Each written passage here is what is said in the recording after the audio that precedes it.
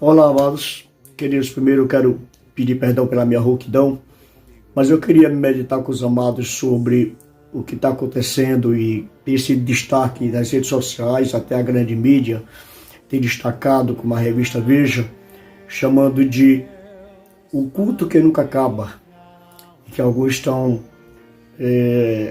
falando que é um grande avivamento que está acontecendo ali na Universidade de Osborne, em Kentucky, nos Estados Unidos. Isso porque esse culto começou de forma despretensiosa há umas 3 semanas atrás e não há previsão de que acabe tão cedo. É de fato avivamento. Eu gostaria de discorrer com os amados. Esse vídeo ele vai ser um pouco mais longo do que os demais, mas vale muito a pena você assistir até o final, tá bom? Acompanhe.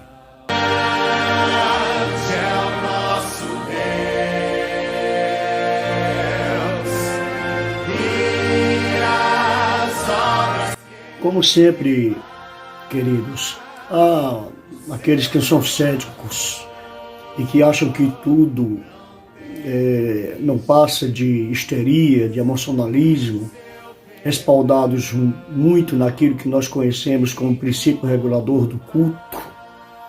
Mas eu gostaria de refletir sobre isso, queridos, sobre a ótica de outros avivamentos que já aconteceram. Eu fico imaginando, amados, se esses queridos que duvidam, que são céticos, que têm, parece, medo da palavra mencionar, só de mencionar a palavra avivamento, o que eles diriam se estivesse vivido no tempo de Neemias, quando encontraram o livro da lei debaixo dos escombros do templo, ali em Jerusalém?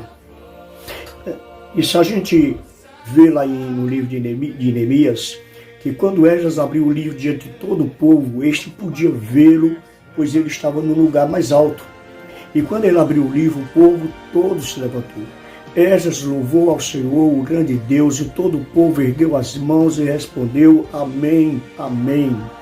Então eles adoraram o Senhor, prostraram o rosto em terra. No versículo 18, diz que dia após dia, desde o primeiro dia até o último dia da festa, Esdras leu o livro da lei, e eles celebraram a festa durante 7 dias, e no 8º dia, conforme o ritual, houve um culto solene. Ou seja, esse ritual durou 8 dias. No capítulo 9 em diante, diz o seguinte: no dia 24 do mês, os israelitas se reuniram, jejuaram, vestiram pano de saco, puseram o rosto em terra e levantaram-se dos seus lugares, confessando seus pecados e a maldade dos seus antepassados, ficaram onde estavam e leram o livro da lei do Senhor, do seu Deus, durante 3 horas. E passaram outras 3 horas confessando e adorando o Senhor, seu Deus. Ou seja, amados, 3 horas eles passaram ouvindo a palavra. E depois, por mais 3 horas, eles faziam uma reunião de oração com ênfase na confissão de pecados. O que diriam esses amados quando o Espírito desceu sobre os discípulos do Pentecoste a ponto de chamar a atenção de toda a cidade que estava ali reunida, e alguns céticos zombavam dizendo que os discípulos estavam bêbados, embriagados? O que diriam esses amados sobre os grandes avivamentos do século XVIII, principalmente na Inglaterra e nos Estados Unidos, com homens como Charles Finney, os irmãos John e Charles Wesley, assim como no país de Gales, com um jovem de apenas de 26 anos chamado Evan Roberts, considerado um dos mais impressionantes moveres de Deus de todos os tempos? Em poucos meses, querido, esse avivamento fez com que um país inteiro fosse transformado, e mais de 100 mil pessoas aceitaram Jesus como seu Senhor e Salvador. E isso foi notícia no mundo todo. Mais recentemente, e talvez o último que a gente tem notícia, aconteceu na Coreia do Sul. um país devastado pela guerra, e que hoje se orgulha de ser o país que tem o maior número de igrejas, e é lá que estão as maiores igrejas do mundo, inclusive a presbiteriana. Todas as igrejas têm culto pela madrugada, todas, com oração fervorosa, pregação da palavra, por 1 hora, 2 horas, e todos os irmãos queridos têm essa obrigação de passar pela igreja de madrugada para orar, ouvir a palavra e só depois de trabalhar.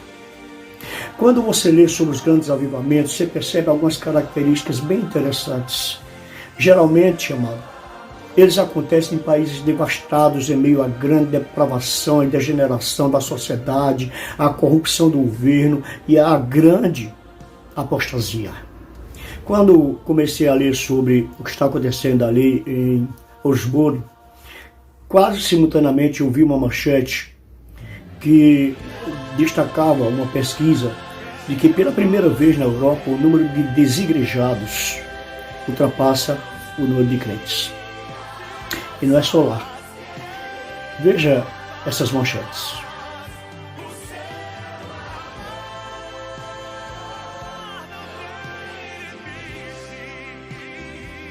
Quando eu vi isso, eu pensei, meu Deus, a grande apostasia que Paulo fala em 2 Tessalonicenses chegou.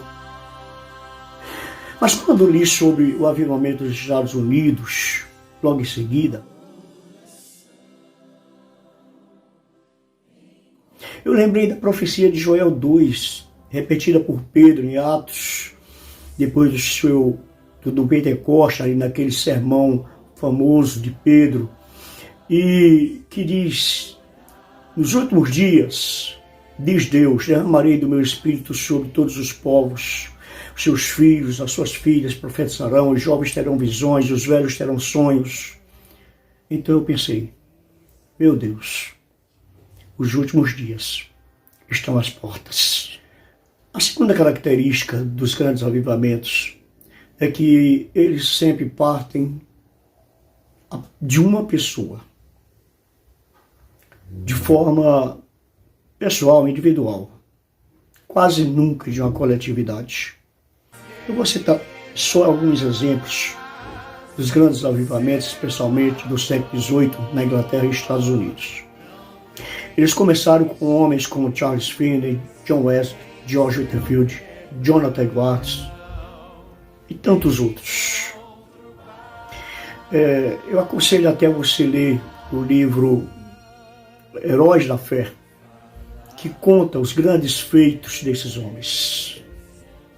Charles Finney disse certa vez: o milagre do avivamento é bem semelhante ao de uma colheita de trigo.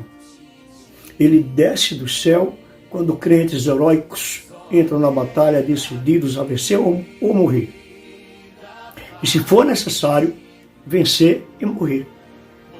John Wesley, contemporâneo de Finney, respondendo à pergunta de como ele conseguia atrair tanta multidão, ele declarou: eu me coloco em chamas e o povo vem para me ver queimar. E certa vez ele orou, dizendo: dai-me 100 homens, Senhor, que nada temam senão o pecado, e que nada desejam senão a Deus, e eu abalarei o mundo. Jonathan Edwards, ele foi o autor de um dos mais famosos sermões, se não o mais famoso, cujo tema era Pecadores nas mãos de um Deus irado. Conta-se, amados, que quando ele pregou esse sermão, as pessoas se agarravam aos pilares do templo, clamando a Deus por misericórdia pelos seus pecados. O avivamento, ele precisa primeiro começar em mim, transbordar no meu coração, encher a minha alma de paixão pelo Senhor, em busca incessante pela santidade, a confissão dos meus pecados, o arrependimento sincero, e deixar queimar pela chama do Espírito, encher a minha alma, transbordando do púlpito, incendiando também a igreja que responde com quebrantamento, com choro pelos seus pecados. e se entregando de corpo e alma ao Senhor. Mas, queridos, enquanto o fervor da adoração é substituído por um arremedo de culto morno, sem evidências de arrependimento, de vida com Deus, de lágrimas, de quebrantamento, de confissão de pecados, de conversão, o que nós vemos são igrejas falidas, cujos líderes foram ordenados por homens, mas nunca foram chamados e capacitados por Deus. E eu termino com uma frase de Finney. A maior necessidade de nossos dias é de poder do alto. Que o Senhor te abençoe e te queime também. Amém.